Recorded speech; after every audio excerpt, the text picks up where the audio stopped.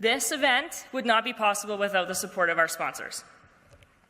So I would like to send out a big thank you to Husky Energy, June Warren Nichols Energy Group, Enbridge, Synovus, Nualta, Fluor Canada, Suncor, BP Canada, Apega, the Schulich School of Engineering, Digicopy, Meg Energy, ConocoPhillips, Lafarge, and Shell.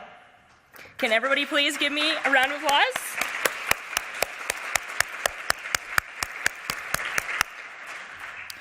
All right, so our first speaker, Nancy Foster, unfortunately has laryngitis. You should have heard her on the phone this morning. Terrible. So you get me a little bit longer instead. Nancy Foster, I'll give you a little bit of her background though. She is a wonderful, amazing person, a huge sponsor of this event. She participated last year and was really looking forward to speaking with you briefly this morning. A great supporter of women and encouraging women and brightening the future for all of us. So unfortunately, she couldn't be here. But Nancy Foster is the Senior Vice President of Human and Corporate Resources at Husky, one of Canada's largest integrated energy companies. She is currently responsible for human resources, diversity, real estate, corporate services, information services, and health and safety and environment at Husky Energy. If anybody counted, that's like 7 different roles. Prior to joining Husky, Nancy Foster was country manager for Nexen, responsible for the direction, management, and corporate strategy of Nexen's Norwegian operations. So we'll all give her a big round of applause. Thank you, Nancy, for almost being. All right, so our first presenter today is Kim Code.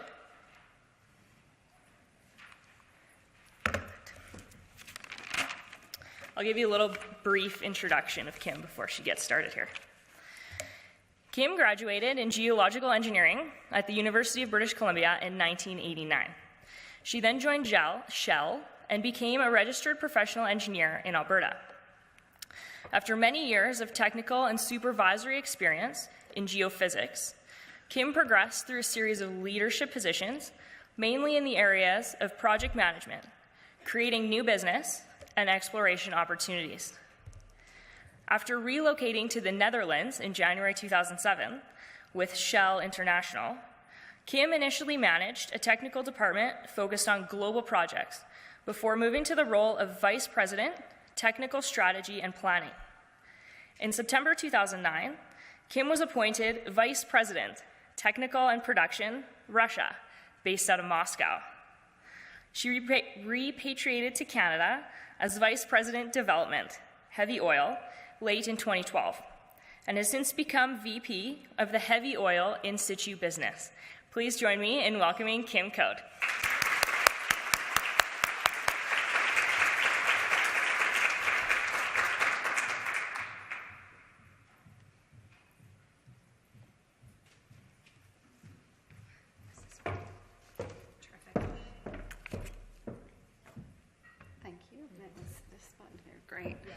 Good morning, ladies and gentlemen, somewhere back there. Terrific to be here. In all honesty, I really have a lot of gratitude for being invited to speak with you today. It's truly an honor and a pleasure to be with you. So we're going to spend the next hour together. I'm going to share with you some of my experiences, hopefully learning from some of the things that I've been through. We'll tweak some ideas for yourselves, and we'll give you some, some thoughts to reflect on about your own leadership styles. And then we will have probably the better part of a half an hour for Q&A or to get into discussion. So does that sound reasonable? I'm a fairly relaxed speaker, so if anyone needs to come and go as we're speaking, use the ladies' room, etc., please feel free. I feel like we're amongst friends here, and let's enjoy ourselves. Thanks very much for the kind introduction. I'm going to move to my first chart. I won't sort of belabor a lot about my background professionally, because quite a bit of that's already been covered. I will share, though, that I've had the pleasure to work in some of the most beautiful areas of Alberta. Shell runs and operates several large gas fields along the Rocky Mountain foothills, and the first part of my career was working on those, so really beautiful areas to work. Then when I went overseas and was based in our technical office in Holland, Royal Dutch Shell is actually a global company. Many people think of the local subsidiaries and the American subsidiary as part of the main parts of the company, but it's in fact a Dutch-British company. So the head office is in the Netherlands. And when I worked in the technical office there, was able to work on projects all over the world.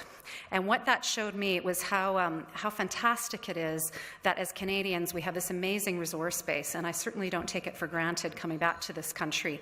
Many other countries that I was able to visit in the world, including those with some petroleum resources, still strive and struggle for meeting the energy demands and the electricity demands that they have in those countries.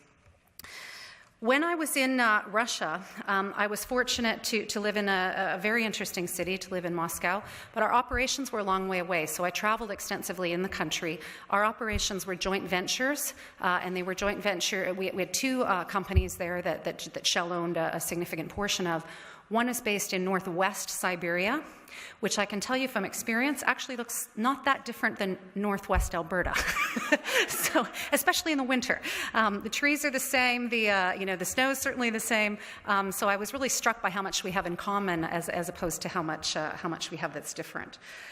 The other major operation that we have in Russia, again a joint venture, is off the east coast. So it's the Sakhalin Island. It's a major integrated project which we invested as a company billions in the last decade, and just a fantastic experience to be part of the startup of that operation and the ongoing company there. So really terrific experiences, and coming back to this country 2 years ago, it was actually 2 years ago this weekend, so I'm feeling a bit nostalgic. I was really struck by a couple of things that, again, having lived in these interesting places, that I certainly don't take for granted.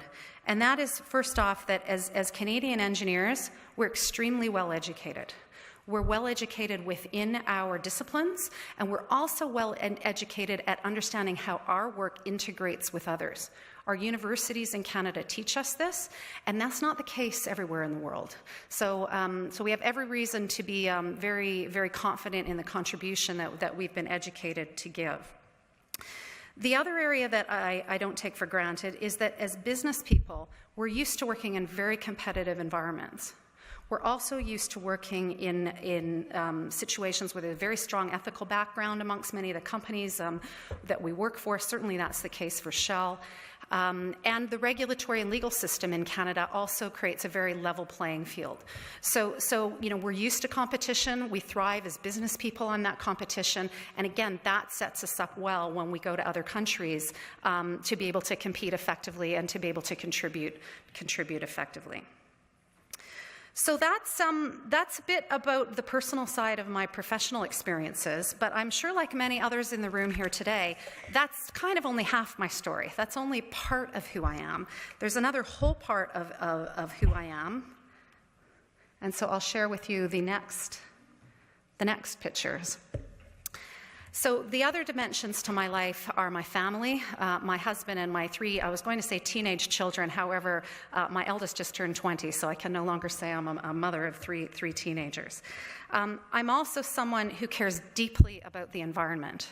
And part of the reason I stress that here is because I find the conversations about the energy debate and some of the technical challenges in our country can be quite divisive. Whereas myself, I feel all parts of these tensions. I feel like I want to be part of creating solutions that matter because I'm a businesswoman, I'm in the oil industry, I care about the environment, I care about my children and future grandchildren. And I suspect that many of you feel exactly that same way. So I feel that we have something to offer in that area. I'm originally from BC. You could see from my background that I studied at the University of British Columbia. That was my hometown university at the time. And in that, I feel, and I sort of, in a joking manner, it was a bit tongue-in-cheek, put this picture at the right, is I am a tree hugger from way back, and that is part of who I am. And I still spend, I try and spend at least 2 or 3 weeks in the summers with my family at a small place that we have on the West Coast, and that is a picture of it at the bottom there with my solar panels. else. So I live off the grid for at least a few weeks. Perhaps at one point in my life it'll be more weeks of the year.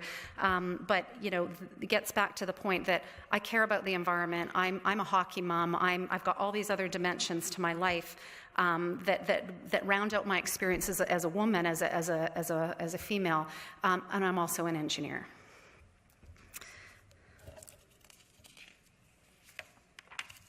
So, let me switch gears a bit here and say, and I'll declare right up front, that I believe women have unique skills in communication, in listening, and those skills can lend themselves very well to collaboration.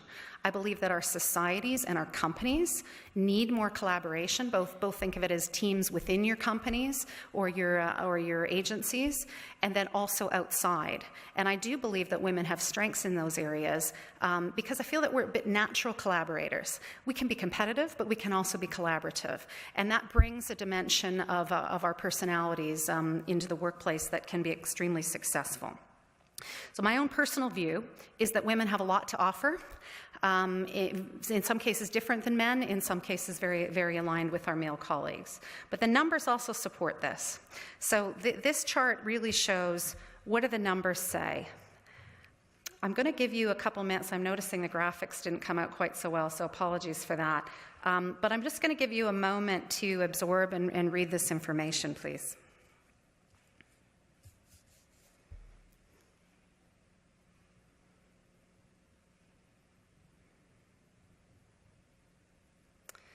So what this really says is that the numbers also back up the business case for women having a continuously stronger voice and stronger impact on our business.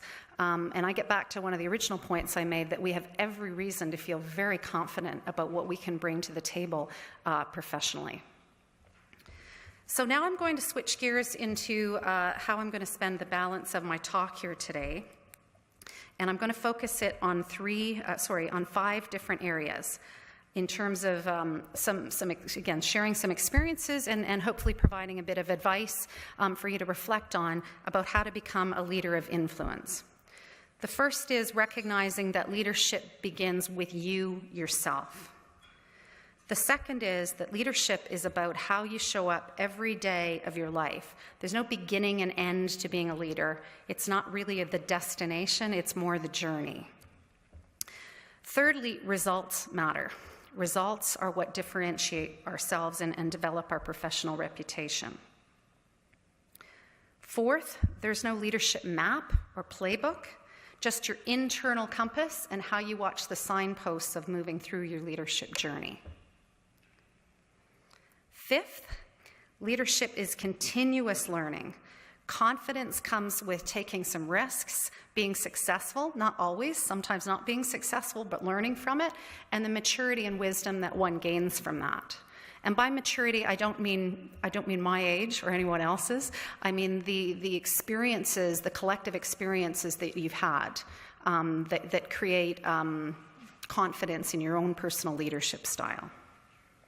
So I've structured my talk today with you into each one of these, so I'm going to go through them each, and I've got one slide each, and then round out the discussion at the end. The first one, and I like this one. I'll give you again a moment to read this.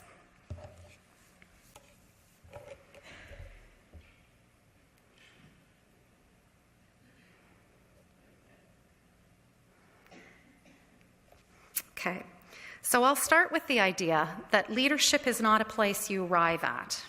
It's about your beliefs, your behaviors, and the choices that you make, and how those choices and those behaviors inspire others around you, be it staff that work for you, or peers, or folks that you deal with external to your professional environment.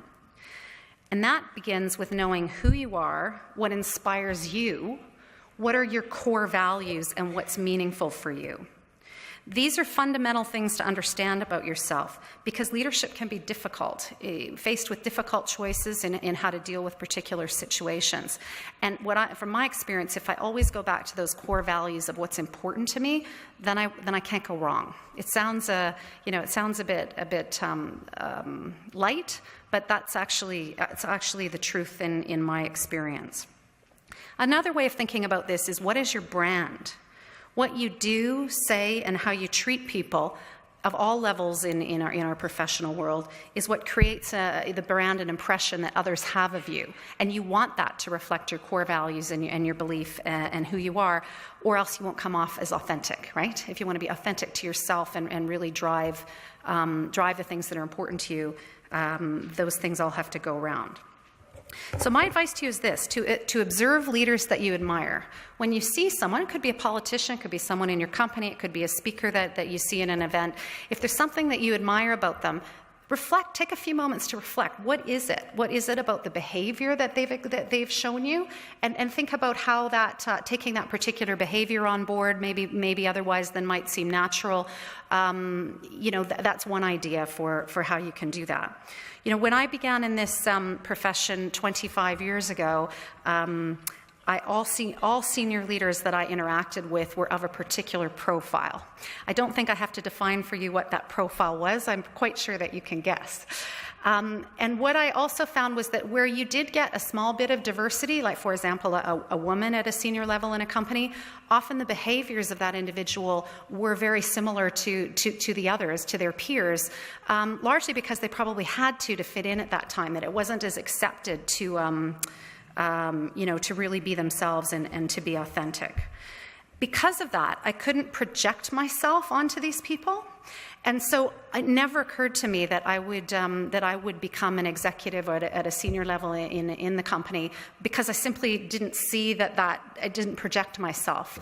So I'm happy to see that things have changed to a degree, and there's still, of course, change that we need to influence. But nowadays, we certainly have more role models than we did in my time. So my suggestions on this, as I've mentioned, to think through what you admire in other people, in other leaders, but also identify behaviors and beliefs within yourself that resonate with others. Sometimes we can read that when we're in a meeting or in an interaction, whether how we're contributing and what we're contributing resonates. But more often than not, I've found that digging for feedback shows me little hints and things that I can do differently than I might not otherwise have thought of. So my real advice is to seek out feedback, and don't only seek out feedback that's positive, because that always feels good, or folks that you think are like-minded, but seek out feedback from people that may have a very different perspective than you. I found this uncomfortable the first few years I started doing it. My skin was rather thin, and I was fairly sensitive, but I kind of got used to it. I got used to a bit of a habit of asking people for feedback and taking it very maturely when I got feedback that maybe wasn't quite so comfortable. And I got really thick skin over it, and I really learned. And so to ask for feedback, seek out feedback about what's working and what isn't for others, I found it was a big part of developing my own leadership style. It's not about changing who you are, but if certain aspects of how I conduct myself rub certain people the wrong way, it's good that I know that, and I can kind of tone that down to a degree. I'll give you one example as well, is that one experience I've had over the years is I'm quite an enthusiastic leader, so I like to be enthusiastic. I like to get the momentum going and really drive for results. But what I found during my early years of leadership is that can sometimes be misunderstood for I'm okay with everything. I'm kind of happy, everything's okay. When actually, I have extremely high expectations. And with some of the folks on the team are falling short of that, or our deliverable is falling short of that, that's not okay with me. So I had to really understand how that came across. And now I tone my enthusiasm down very much in difficult situations so that I can give the appropriate tone to feedback.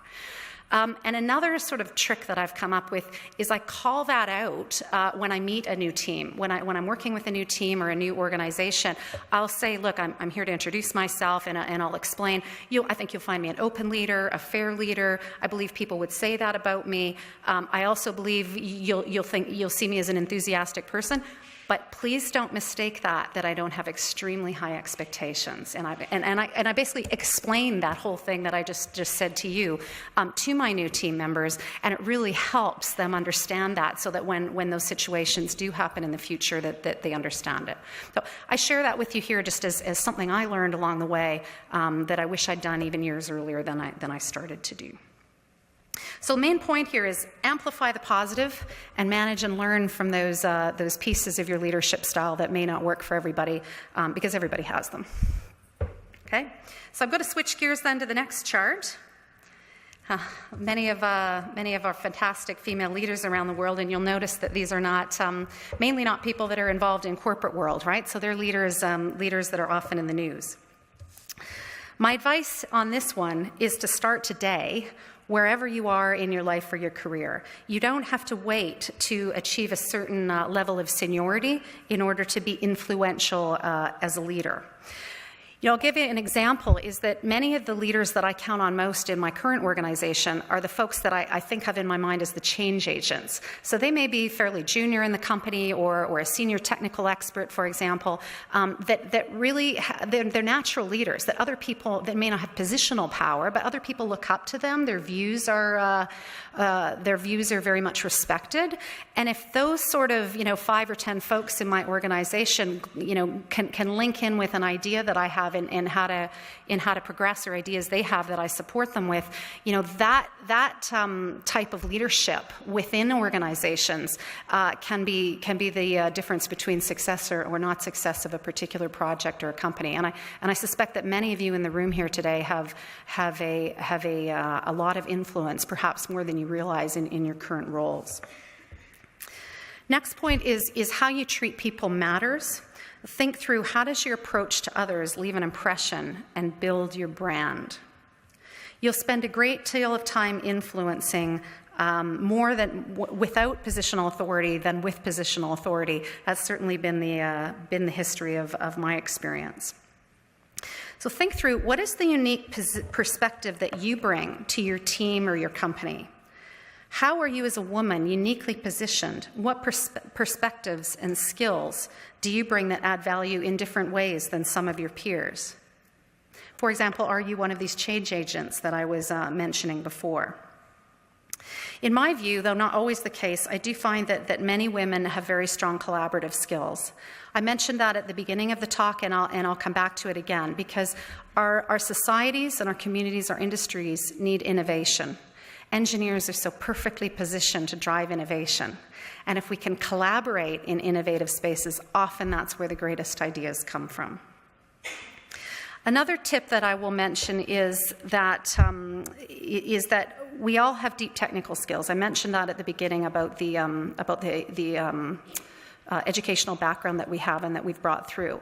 But have you stopped and thought about how you contribute to your business bottom line? Most of us in the room here are business people as well as technical specialists or technically trained people. So to broaden the link of your contribution to the business priorities and to the bottom line will stand you in very good stead, in my view.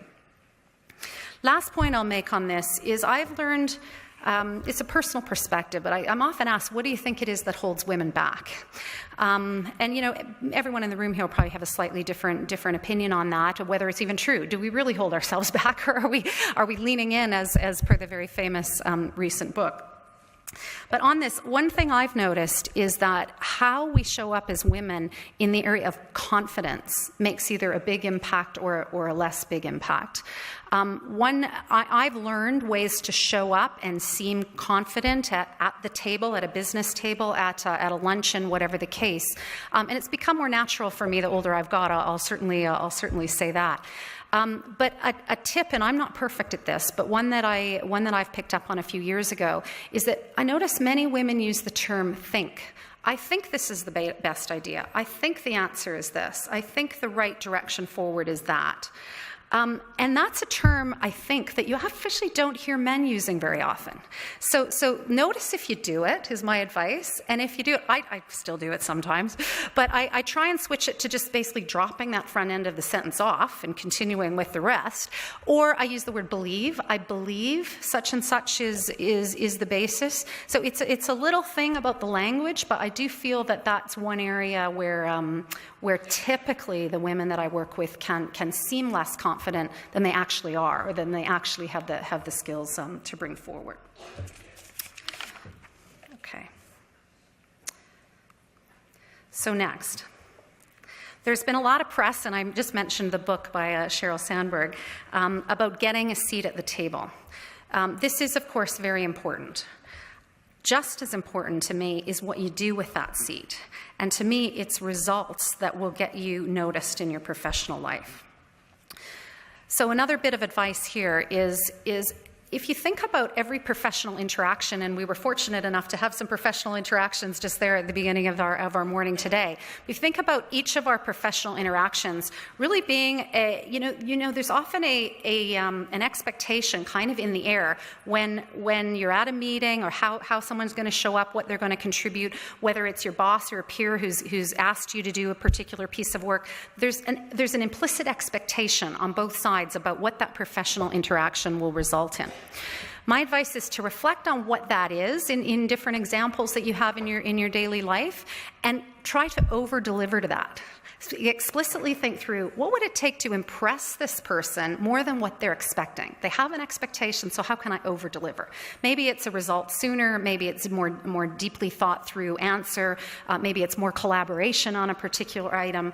But in my experience, if you over-deliver to people's expectations on an ongoing basis, I'm not saying all the time, but a lot of the time, that will set up your professional reputation in as positive a way as possible. I think of it sort of as Newton's third law, that every action gets an equal and opposite reaction.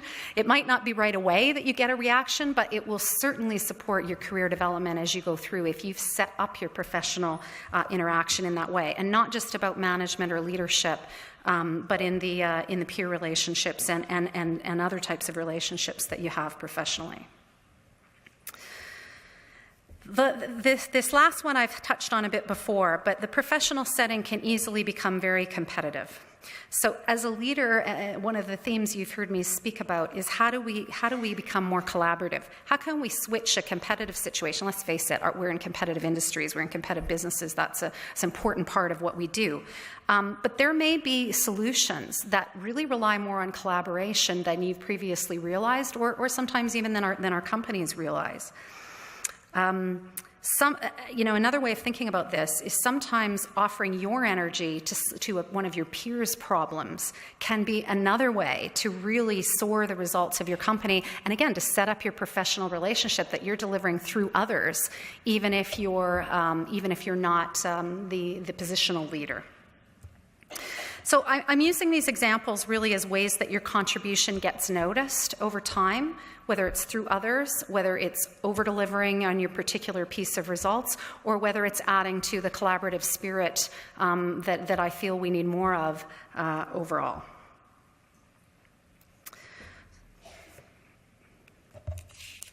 So the last, second to last chart that I'm going to explain is that there's no leadership map or playbook. Just just the internal compass that we all have and the signposts along the way. As I mentioned at the beginning, your core values, beliefs, and the things that matter to you are what I would think of as the internal compass. When you're faced with difficult situations, to come back to these is very important. Getting comfortable with change is probably one of the more human struggles that we all have. It doesn't come naturally to many of us as humans, but change is such a dynamic part, such a part of our professional experience. After having lived through many changes, of which you could see some of them at the front, I can honestly say that embracing that change has made me a stronger person and a stronger leader. I often went through roles professionally and some of the challenges of moving a family around in my personal life as well that caused a lot of tension and stress. So I think back of some of the leadership roles I've had in my company. It kind of feels like you've jumped off the deep end of a swimming pool sometimes. You're sort of swimming as fast as you can. And that kind of feeling can go on for, I would say, several months when you're sort of stepping up to a new challenge. And I used to find myself sort of internally fighting that. I didn't like it. It made me uncomfortable. It wasn't something that rested easily with me, that feeling. And then I sort of got used to it and realized that that's actually the fun of it, because the more you're developing, the more you're in these challenging, stressful, tense situations, you all inevitably come out the other side of it much stronger as a person, and you've learned skills in leadership that you would never have, could never have imagined a couple of years before. So if I could give my younger self a bit of advice on that, it would be to embrace that feeling of being thrown off the deep end and swimming as fast as I can to keep my head above water. Because those were really, some of the most fantastic experiences of my life looking back so far. Okay, so the last chart that I'm going to come across is about leadership being a continuous journey. Sorry. No beginning, no end. As I said, I'm 25 years into my career, and I want very much to continue to develop professionally, develop as a leader, develop personally for decades to come, because that I feel makes my life richest, and I don't think there's ever an end to that for any of us. Confidence, as I've said, my confidence level I've felt grow with each challenge and opportunity that I've sort of got through, and I call it, again, a maturity level, but I don't relate that to age. It's really maturity of dealing with challenges and coming out the other side with some wisdom to share, and never being afraid to reach out to hear about the wisdom that others have to share.